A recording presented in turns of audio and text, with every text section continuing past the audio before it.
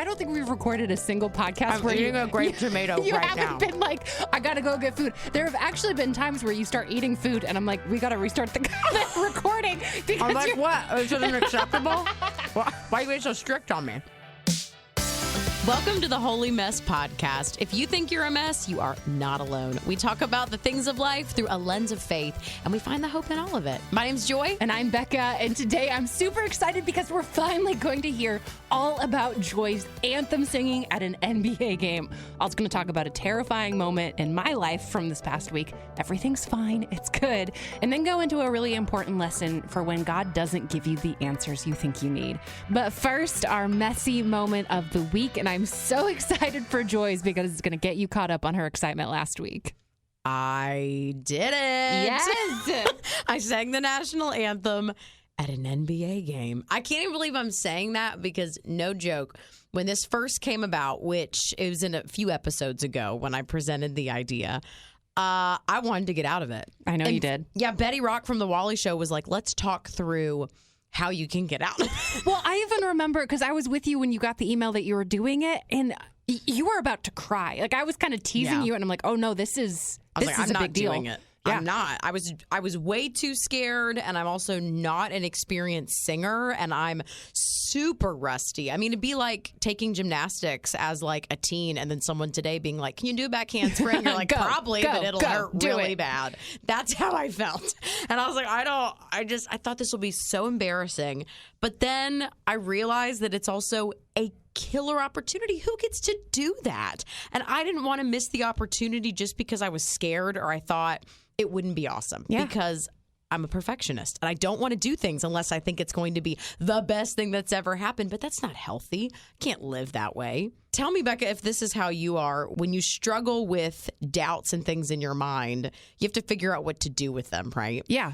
I tend to go all the way to worst case scenario. Sure. So my brain would go, Joy, you're going to hit a wrong note, and then you're going to get flustered, and then you're going to forget the rest of the words, and then everyone's going to boo you, and then your job's going to be mad, you're going to lose your job, and then, my brain would go through all these things. But this is one of those opportunities for me to just practice. And so every single time my brain would tell me I was going to be terrible, or I would start to doubt myself, I would do the techniques that my counselors taught me, which is to notice that that's what's happening, and then to stop the thought before it goes all the way down. Before I spiral into I'm going to lose my house because I hit a wrong note. Before we get there.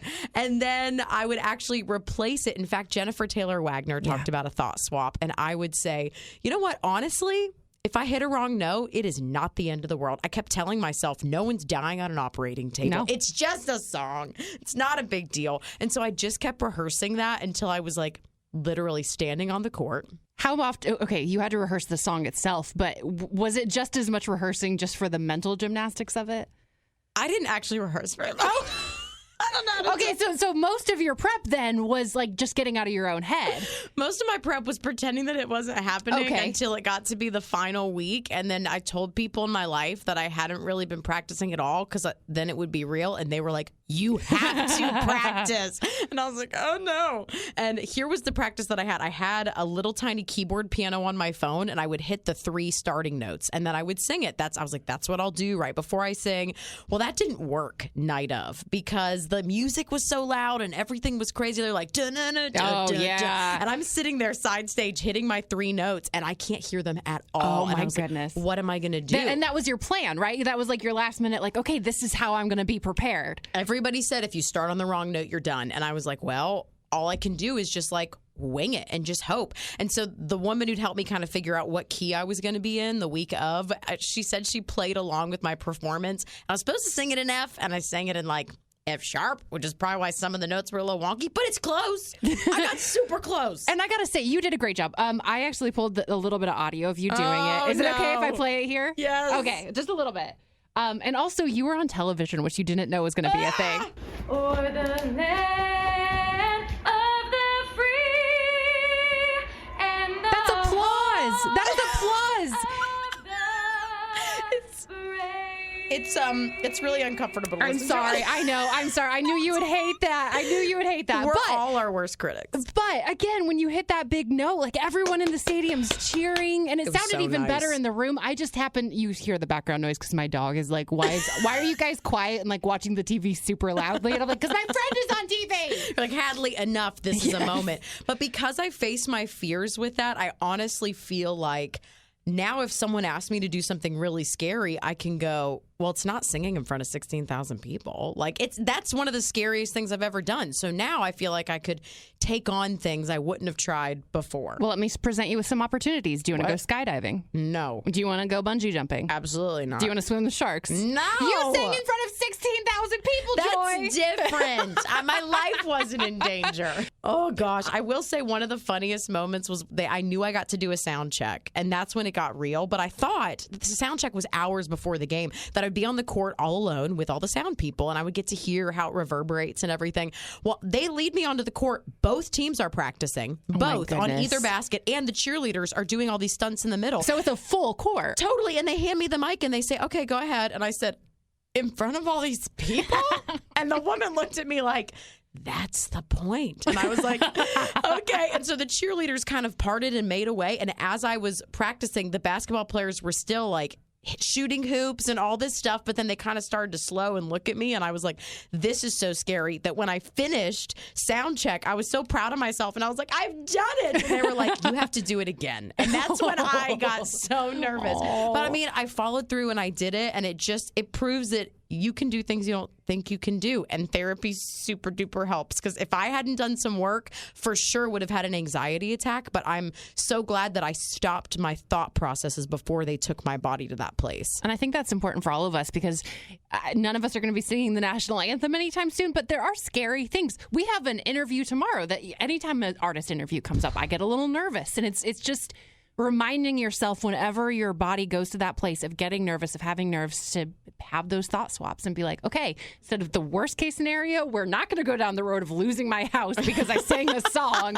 We're going to think of what could happen. And honestly, if we are to be more realistic with our worst case scenarios, worst case scenario, nothing in your life changes. Genuinely. Yeah. And I think when something goes wrong, like I have fallen down the stairs right after presenting at Winter Jam one time, and everybody in the stadium saw me fall down the stairs, and it was so embarrassing, and I cried afterwards. But I was like, it can't be more embarrassing than that. So even once you fail at something or have a really tough moment, I think everything else is put in perspective. So I was glad I had that embarrassing moment like 7 years ago, because I thought, what's another couple thousand people laughing at me? It's whatever. But you got every single lyric, every single note. That was you the killed goal. it. I didn't miss up any words. No. Which is the goal. You did such a good job. Thank you for cheering me on, Bekah. You've been such an encouragement in this. And I will say, you need to find yourself friends like Bekah and friends like my friend Pam. Yes. She came with me. I'm so glad she did too. Or better yet, be a Pam. And I'm going to explain what that means, because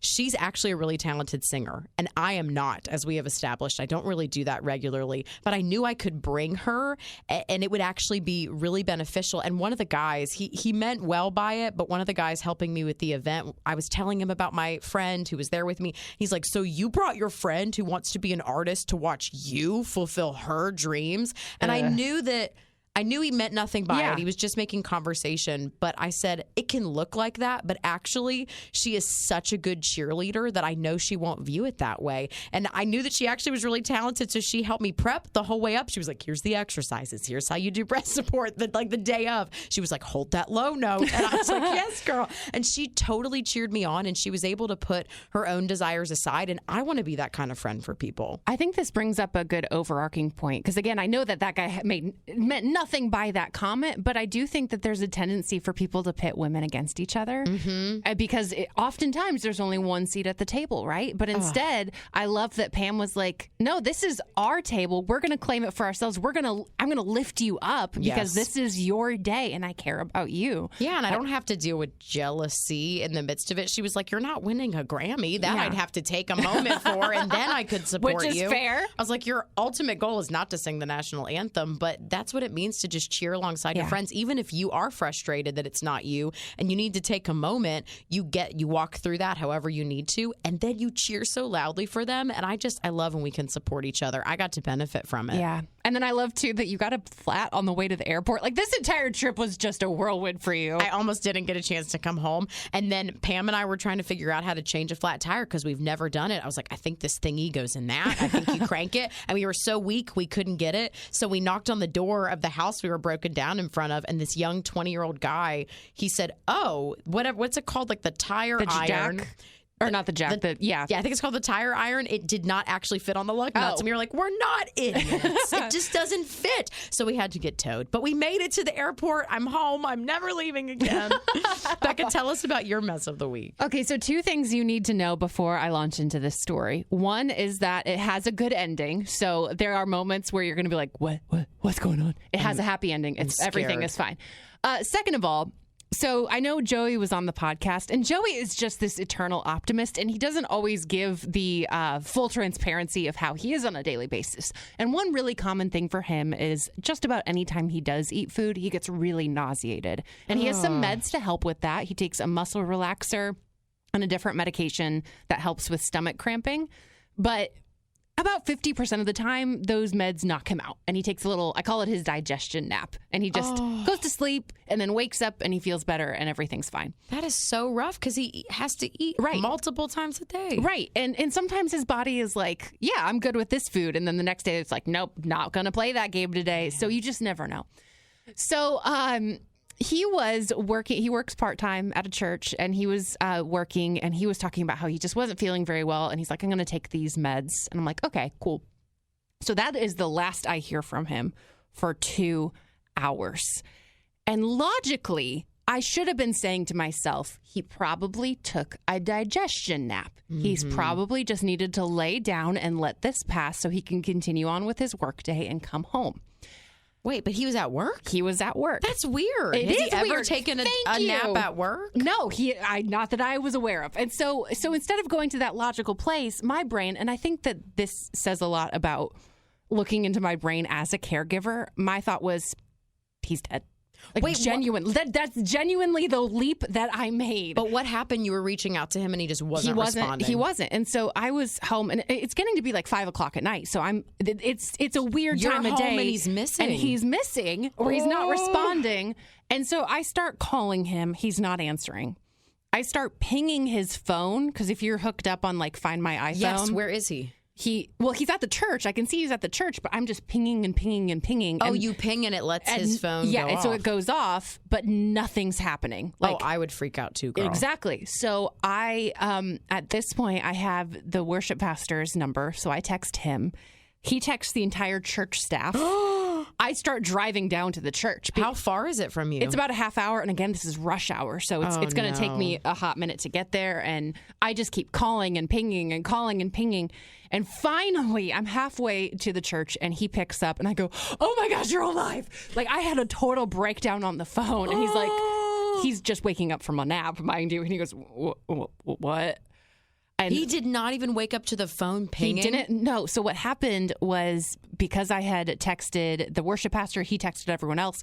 One person happened to be at the church, and they went and found him and like had to shake him awake to wake up. Oh, man. And so thankfully, he was fine. But what Joey still doesn't understand is my level of freak out on this. Well, yeah, when you're asleep, you're like, everything's chill. And you wake up like, what? Exactly. What's the big deal? But in my mind, I'm like, it's 5 o'clock. I can't just put on my comfy pants and make dinner. Like, you don't know where he is? There's no world where that makes sense to me. And so I went full-blown panic. And again, being a caregiver, I think sometimes you picture that in your mind of that being a possibility, and you just go there sometimes.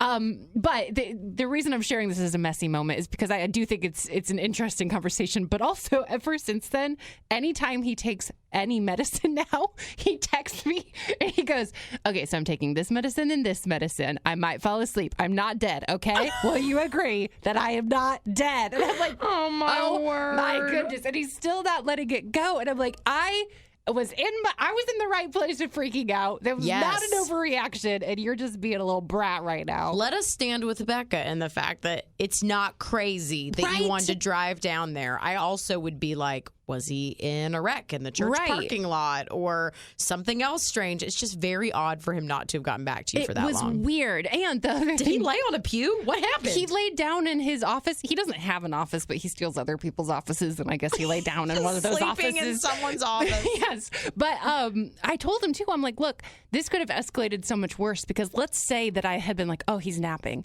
And then it gets to be 6, 7, 8 o'clock at night. At that point, I have to drive down to the church because everyone's gone. And then you don't have access. I don't have access. I don't have a key. If he's not going to wake up to me knocking on the door, I have to call the police. Like, this could have been so much worse. And then they'd be like, he's just taking a nap. Exactly. What in the world? What is wrong with this woman? But the nice thing is that all of the church people were really understanding, and they've now, I've now exchanged phone numbers with a few of them. Oh, good. And Joey hates it because I know that he just wants everyone to see him as a functional human being. Yes. But the truth is that's not the entire reality. And it is really nice that I now have some more people who are keeping an eye on him. And that you could reach out to who probably live closer than 30 minutes. Exactly. And could run over and be like, he's fine. I just saw him. Everything's he's working. good. Yep. And then it doesn't have to become this whole thing where I'm like breaking down in rush hour traffic because I heard his voice finally after calling 30 times. That's too much. Most people are like, I didn't sleep well last night. You're like, I thought my husband was dead. But he's not. We're like, oh, my okay, word. you're a bit much right now, Bekah. Oh, I know. goodness. I get that a lot.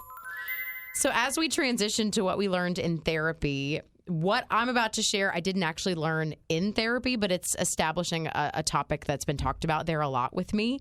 And it's the concept that we are to seek God instead of seeking answers from him. So the backstory is that I fasted and prayed at the beginning of this year, and I've never done anything like that because I really love food. I was eating You're at the eating beginning. now. You brought food. I don't think we've recorded a single podcast I'm where eating a grape tomato you right haven't now. been like, I gotta go get food. There have actually been times where you start eating food, and I'm like, we gotta restart the recording. Because I'm like, what? Is it unacceptable?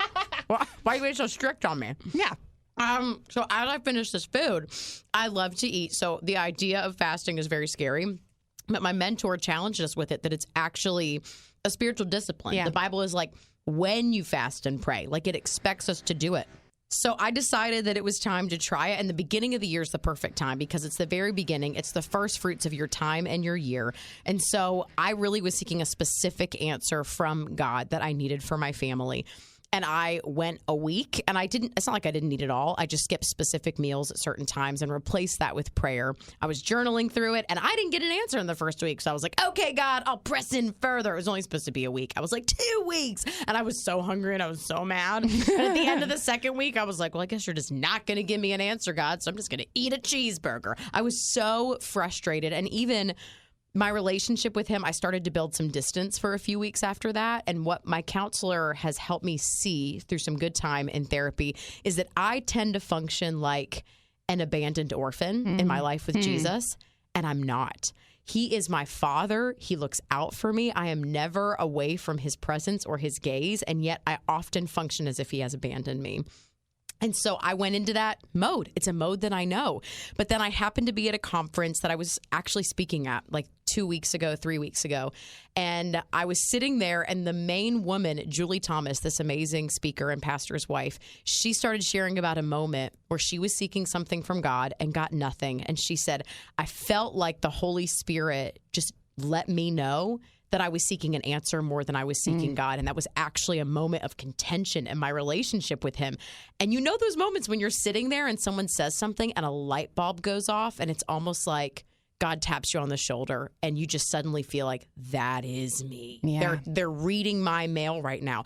And I felt like I got kind of hot all over my whole body. And I just like wrote that down as something that I needed to think about. And I've still been processing it ever since, because I know that God is a real person, and I know we have a real relationship with him, but it's hard when sometimes he feels silent on an issue that you're like, I need an answer about this. And even though he closed certain doors, I have no doubt, and opened other ones, I didn't feel peace about the way that things ended up.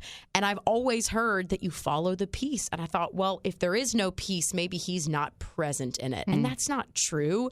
I still don't understand. But I hope that maybe years down the road, this is what my mentor said to me, that fasting and praying doesn't always result an answer in that time, but you're literally like investing in your relationship with God, and that will pay dividends some point down the road for me and for him. And maybe it just revealed like an issue that I sometimes just come to him when I need an answer, and then when I get it, I'm gone. I had a really similar experience right before one of Joey's surgeries. One of his major ones, where I gave up Diet Coke for about a month before the surgery. Same kind of thing where when I start craving caffeine, I'm going to pray for the surgery, and this is going to be my discipline. And the surgery didn't go well. And I was in that same place of like, I did this hard thing, God. Surely you were supposed to, in return, give me all of the blessings and all of the good things.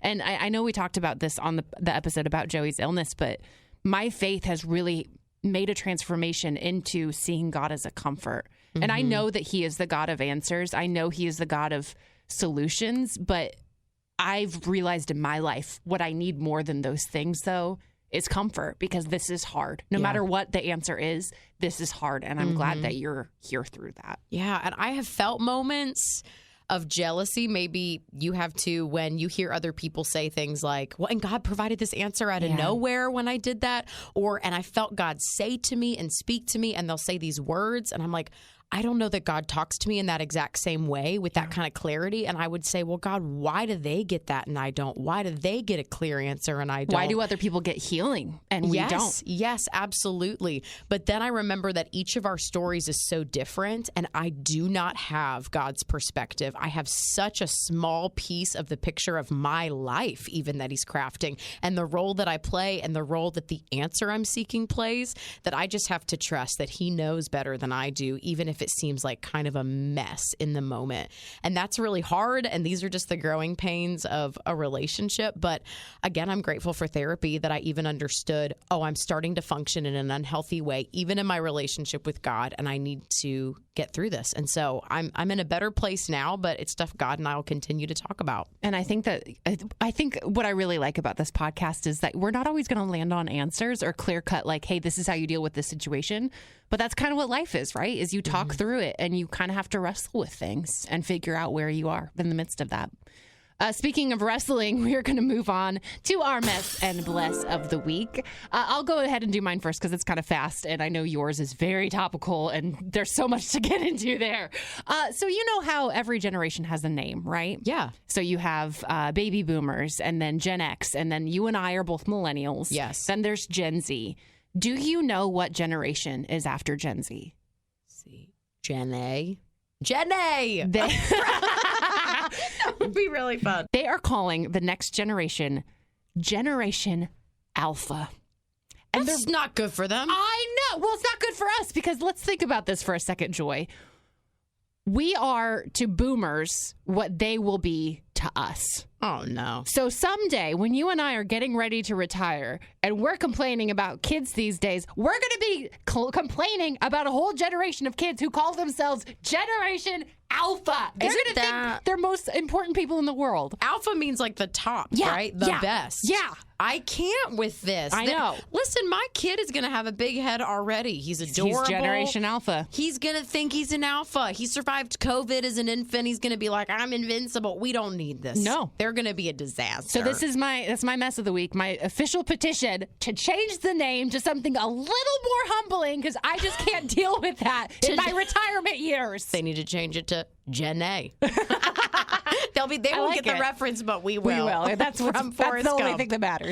My mess of the week is the Oscars. Listen, I don't watch the Oscars because I'm a parent. I don't have time. I'm in bed. I woke up this morning. Bekah, you watched it. I didn't hear what it was like live. Will Smith hitting Chris Rock in the face. This is the most exciting Oscars ever. And now I actually regret not watching. Tell me what you felt when you actually saw it in the moment. Well, in the moment, you just don't really understand what's happening exactly, because so what happened was Chris Rock was presenting an award, and he made a joke about Will Smith's wife, Jada. And it was a G.I. Jane joke, like, oh, we're getting ready for G.I. Jane 2 because Jada has a buzzed head. the reason she has a buzzed head is because she has alopecia.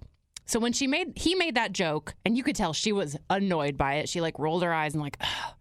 But instead of moving on, like something crazy happened. Will Smith just like goes up on the stage. You've probably seen the clip. I think the whole world has. And like, I thought he punched him. They're saying he slapped him, that his hand was open. But either way, it was extremely hard. And then he sat back down, and it almost seemed like that could be a part of the bit. And then Chris Rock's such a good performer that he just goes, I just got the beat hit out of me by Will Smith, or I don't know exactly what he said, but there was some profanity. There was. Which I don't know how they cut that. Did you actually hear it in the live one? The live one, it like cuts for like 30 seconds, so you don't hear anything. So then that's the confusion too of like, what's happening? Is this a bit? Because of course that's where your mind goes first. Yeah. And so we found it later on Twitter, and it was very obvious that Will Smith's upset, because then he sits down and he's using more expletives to say, get my wife's name out your mouth. And he said that a few times and was angry. His face when he said that, I think, told everybody this is not a part of it.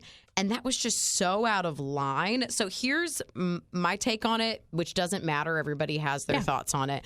But I tend to see both sides of everything. And it's so upsetting that, to me, that celebrities have to endure the kind of intense critique that they do. And people love to say, look, celebrities, they make all this money, they sign up for it, they're famous, take a joke, they get all these things, so that's just what comes with it. But at some point, people are going to crack, and their family has had a lot of controversial things going on, especially the last few years. And I know that Jada Pinkett Smith has created the Red Table Talk to be able to talk about some of those things, because they just want a voice when people are telling your stories, but not the real story or not the whole side. I would never, actually, we're talking about it. There's a TV in the studio. Course it's on right now. And it's just something you would never want to have to experience for yourself, that kind of critique. So I feel badly for them as a family, because Will breaks down in his speech crying and talks about how they're supposed to just smile and act like it's fine, the way that people talk about them, and nothing's personal. You can't keep anything to yourselves. But then I also think it's so out of line as a mom raising a little boy that he would touch Chris Rock, and he would actually hit him in front of everybody. Get physical. I'm trying to teach my son to keep his hands to himself, and that it is not okay to ever do that. And it's so tough when it like happened with somebody that I think a lot of boys probably look up to, and to go, why is it okay for Will to do it if I'm not supposed to do it? And so obviously there's a fine line, but this was so out of line. This was just ridiculous on both sides. Chris Rock should not have made the joke he did, because it was about a medical condition. And he didn't know. And I think that that's a really clear line that we should draw, is that like, hey, let's not make jokes about people's physical things that they can't control. I know that you struggle with, what's the name of the skin? I have vitiligo. Yeah. I would be super upset if someone made a joke about that. People have made jokes about Joey's condition that were in poor taste, and I get upset. And I've even like had that thing in my mind of like, oh, the next time it comes up, I'm going to do something. And I haven't, but I think it's a lesson that joke shouldn't have been made. But violence is never the appropriate response to anything. It would have been appropriate to maybe stop the show and be like, hey, you do not speak about my wife like that. But there's no reason to throw hands. I love that saying, throw hands, by the way. I don't know why. I wish he would have waited till commercial break and gone and had a conversation with him. And like, sure, fight it out backstage verbally, but you don't have to do that in front of everyone. I honestly don't know how Chris Rock continued after that. Like, did he just go ahead and read the well, we were really busy trying to find the real unedited clips online, so we got distracted. I could not tell you what happened after which I heard moment. Every other country got the real version, which doesn't look great to us. We've found a different stream, and that's how we got what actually happened, because they did a good job censoring all, because there was enough expletives exchanged, but then when you're watching live, you're like, what just happened? Because you don't know what the conversation is. And I hate that this overshadowed. He won Best Actor. I think that's his first Oscar ever, and I think it's so insane that he gets to give this speech, and then he talks all about like love and how he wants to be a vessel for that. And I think what he meant was for his family, to fight for them. But you can't say you're a vessel of love when you just hit somebody like an hour ago on national TV. Yeah, there's better ways to deal with that. I was also upset because today, like, I just wanted to see like people's best and worst dress list, because that's all I really care about when it comes to the Oscars. Is I want to see all the pretty dresses, and everyone's like, "Well, these two men had a brawl." And I'm like, I don't care. Show me dresses. Show us the sparkles. Show us sparkles. All right, on to our Bless of the Week. I am super excited about mine. It's about a 10-year-old girl who's from Ukraine, and she and the rest of her family had to flee to Poland. And so, first of all, that's just a terrifying thing for any age. Secondly, 10 years old, you're all of a sudden in a new country. You still have to go to school. I didn't even think about that. That's so hard. So she ends up in a Polish school. She's the new kid. She's away from her home, and she doesn't speak the language. But from there, something really beautiful happened. She met another girl, and they just hit it off. They don't speak the same language, but they use Google Translate to communicate back and forth. And even the little girl who's Polish said, I'm just so glad I have this new friend. If it wasn't for her, I'd never laugh so much. And it's this really beautiful example that there are some things that go beyond any language barrier and beyond any conflict. And that's kids' resilience, first of all. Secondly, that they're able to communicate. And I'm so grateful for technology for that. Yes. And then they're cracking jokes over Google Translate, and they're laughing and they're bonding and they're best friends, even though they don't know each other's languages. And that's why it's my bless, because I can't stop thinking about these two little girls, and I just can't wait to see where they go in life. I love that their care for each other goes across any bounds that would separate them in this season. And it's hard enough for those families from Ukraine who are having to start over. I mean, it's hard to think about. They don't have any clue when they might get to go back home, or if that's ever, or what that might look like. So they're starting new lives. And the fact that the kids are like, yeah, come on in, be in my friend group, sit with me. Yeah. I love that.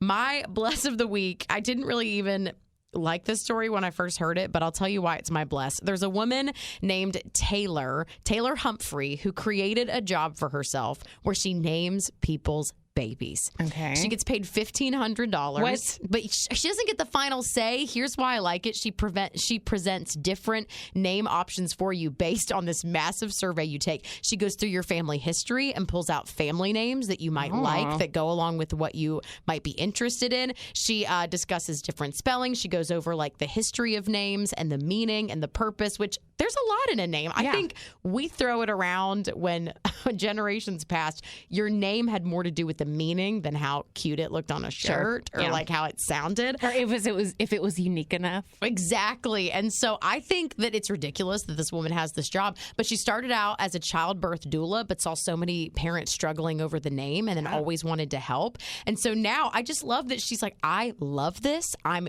good at this. And she has a whole career, and all she does is go, Sarah or Saleh. Not Sally. That's not interesting enough. Saleh. I'm curious with your baby Judah, how did you guys struggle at all with coming up with a name? Yeah, I probably would have hired her. It's a little steep for my blood. Sure. But if she were $50.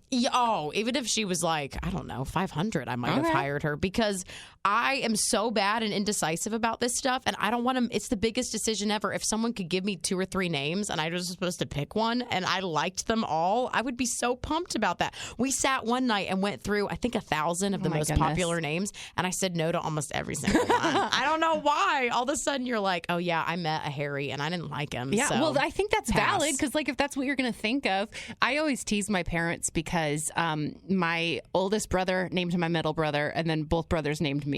So my parents didn't have to do anything. they let their 3-year-old name my brother Dirk, which is probably why his name is Dirk. And then I guess I just found this out a couple weeks ago. The reason my name is Rebecca is because Dirk had a crush on a girl in his kindergarten class named Rebecca. Dirk? So that's what they went with. You didn't even end up with her. That is ridiculous. Well, ironic, he is married to a Rebecca, but a different one? But a different one. He's obsessed with Rebecca. I know. Come on, Dirk.